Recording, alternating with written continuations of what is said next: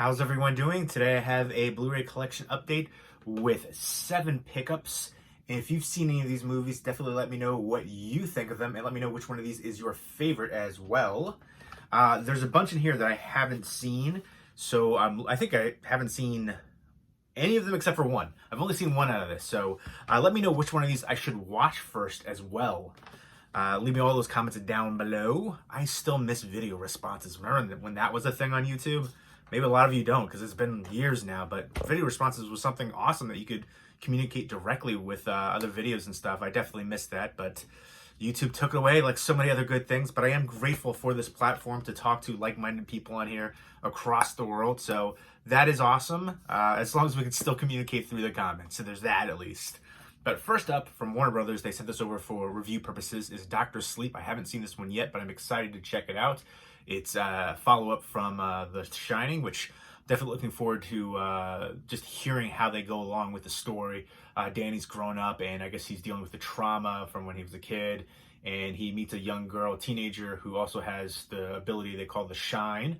And yeah, I've heard great things about it. It's directed by Mike Flanagan, and I definitely like his directing style. So, and I like a lot of the cast involved too. I've heard great things about Rebecca Ferguson in this role, and I like Ewan McGregor. I would have to say, I'm always, I try not to compare film adaptations to the book, but I'll have to say one of the best, two of the ones that come to mind for best film adaptations that I think are actually better than the source material of the book is Fight Club. Chuck Palahniuk, I think, was like an author of my generation, but amazing book, but I thought the film was even better. And then Trainspotting, Irvin Welsh. Irvin Welsh also did a lot of great books too. But those are the two ones, Trainspotting and Fight Club. I thought the books were great, but I thought the movies were even better. And those are just like two of the exceptions that come to mind. I try not to compare, but I can't help but to think of those ones. But Ewan McGregor, he's been in a ton of films, but for me, Trainspotting. Let me know what your favorite Ewan McGregor movie is. And let me know if you've seen this one, especially. It's going to be, out of these ones, I might have to put this one in first for the watch because I've heard so many great things about it. And this is the 4K Ultra Blu-ray digital copy one, released right there, combo pack. And it's interesting because the digital copy code, you see that little indication right there. So it has a redeem by date on the banner, which I don't really like that. I mean, it's such a little thing, but I don't know. If you're a physical media fan, little things like that kind of stick out to you. And then you have the 4K Ultra HD, this Steelbook right here. This is the 10th anniversary limited edition Steelbook from Paramount for Shutter Island. Love the heck out of this movie. Great psychological thrill. The whole cast was amazing. Martin Scorsese. Let me know what your favorite Martin Scorsese movie is. There's a bunch that you can choose from, really. I feel like that really stick out. Let me know what your favorite Leonardo DiCaprio movie is as well. I feel like he definitely deserved more than one Oscar, and I don't think The Revenant was a makeup Oscar like a lot of people said. I thought that performance was definitely deserving as well, but he should have gotten several others in my opinion. But this is one where I thought the twist was, you could see it a mile coming. I watched the trailer for this and I predicted the twist. I'm not saying that, I'm great at anything like that, but I feel like if you see enough movies, certain things become formulaic and predictable, and it's kind of, you see that I was just thinking in my mind, and I knew there was going to be a twist, and I just called it. And even though I could see that just from the trailer, it didn't inhibit my pleasure or enjoyment from this movie at all. I thought it was amazing. And one thing that I really liked about the ending to it was I feel like he was aware, and he just wanted to kind of like stop going through it, so he went along with it.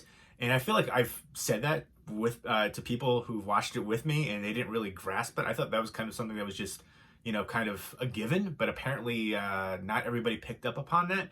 So if you've seen it, let me know what you think on regards to the ending and what I just said. I don't want to spoil too much away if you haven't seen it, but definitely check this one out. This is a phenomenal film.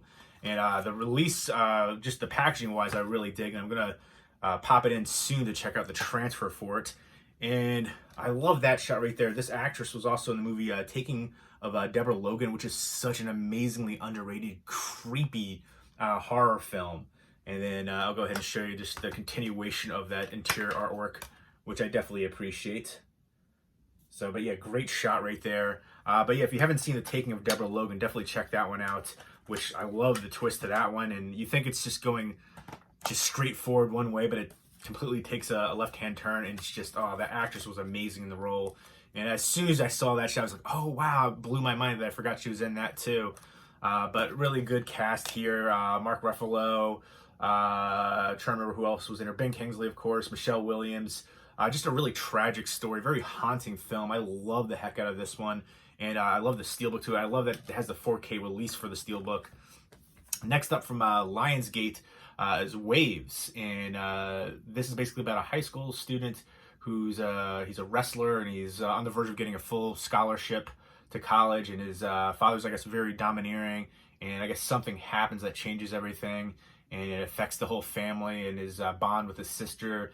And also has Lucas Hedges in here and a few other recognizable people, but I really like Lucas Hedges as an actor. I feel like he's played in a lot of kind of like darker roles, or like really kind of contemplative roles that you can see the emotional depth. And you can see that he says a lot by doing very, like, just facial expression, not even saying a lot, just the way that he emotes, just his face says 1,000 words essentially. But this one, the cinematography from the trailer just looked really enchanting. And it looks like it's going to be very dramatic, and I'm definitely looking forward to checking this one out. Another A24 release right there too. Next up from Arrow Video, and this part of the Arrow Academy line, is The Limits of Control from Jim Jarmusch. Jim Jarmusch is a favorite director. He's not my all-time favorite, but he is one of my favorites. I've really enjoyed his films. Let me know what your favorite Jim Jarmusch movie is. For me, I would have to say Dead Man. That is just one of my all-time favorite movies. Such a surreal and haunting film that has layers, and I feel like a lot of his films do. I feel like there's so many great films that he's done, and I'm excited to check this one out. This is one that I haven't seen, and I've heard some interesting things about it. I actually looked into it, and I'm trying to find out the year this was. I don't see it on here right now. 2009, actually. It says it's an anti-thriller, and I heard it's kind of like very mysterious, kind of art house, very dramatically paced. And I can be in the mood for those things, just depending on how it's presented and how, you know, it affects me. But I know it has a lot of cameos in here. Tilda Swinton, Gail Garcia Bernal, John Hurt, a few other recognizable people. But basically, it's just about this loner who arrives in Spain with instructions to make contact with a series of strangers. And, who else was in here? Paz de la Huerta. And yeah, it's just kind of mysterious. This stranger just talking to different people, doing different things. You don't know, from what I've heard about it, you don't know exactly what the results are supposed to be. But I'm excited to check it out. And I'll go ahead and show you the interior for it, because Arrow Video, one of the best companies out there releasing films today, with the booklets, special features, the transfer. Again, I love when they have the booklets like this. That shot right there looks really cool. I'm going to go ahead and take that out. Because again, if you're a fan of the film, there's so much information there. And you get the reversible artwork.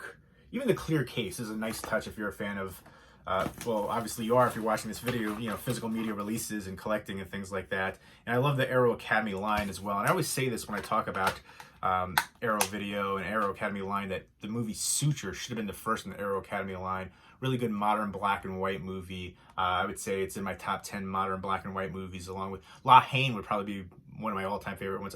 I don't know if you can consider Man Bites Dog a more modern. I think I still would, so that would be on the list too. Clerks, very different kind of film, but yeah, Suture is a really good one that I would recommend if you're interested into the Arrow Academy line, like the kind of titles that they have. So definitely excited for that one. Again, Arrow Video usually do a lot of like cult and horror titles in the Arrow Academy line. Different. They could be westerns, they could be dramatic, anti-thriller, which is kind of like the first time I've heard that build. But I'm excited. Jim Jarmusch.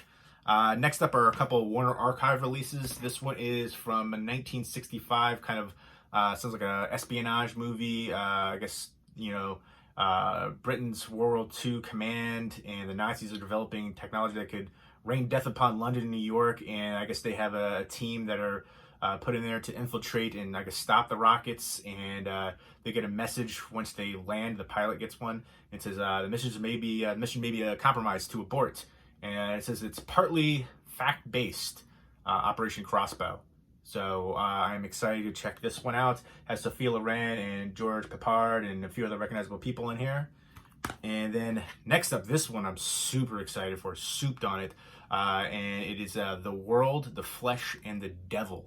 I wish the title would be a little bit bigger right there. Harry Belafonte, Mel Ferrer, and Inger Stevens. It's basically a post-apocalyptic movie, which I love post-apocalyptic movies. Let me know what your favorite post-apocalyptic movie. Let me know what your favorite spy movie is.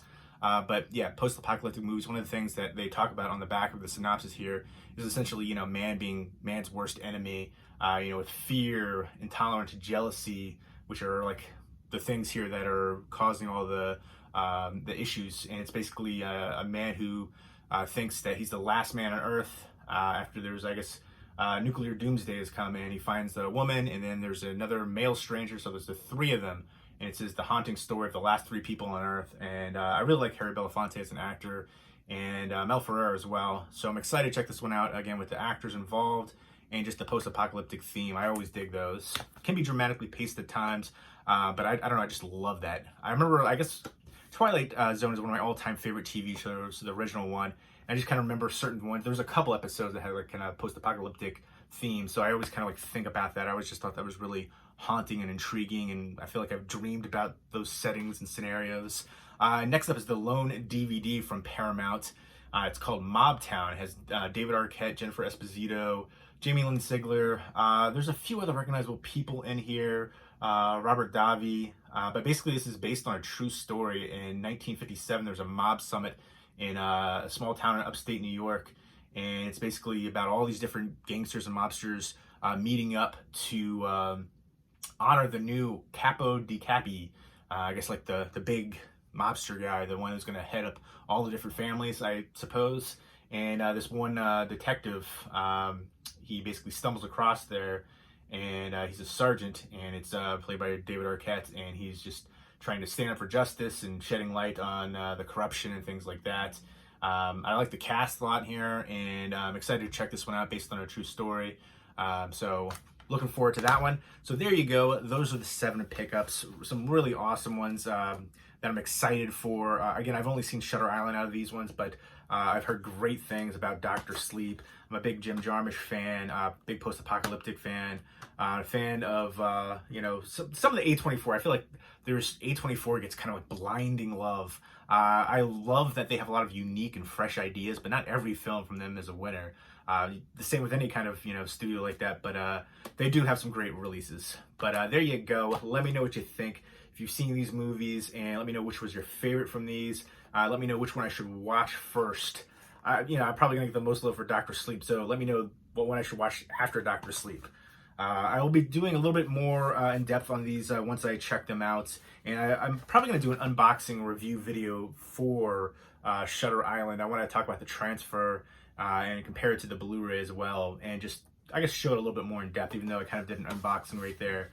But there you go. Let me know what you think, and leave me those comments down below. And I hope everybody's doing well. Take care.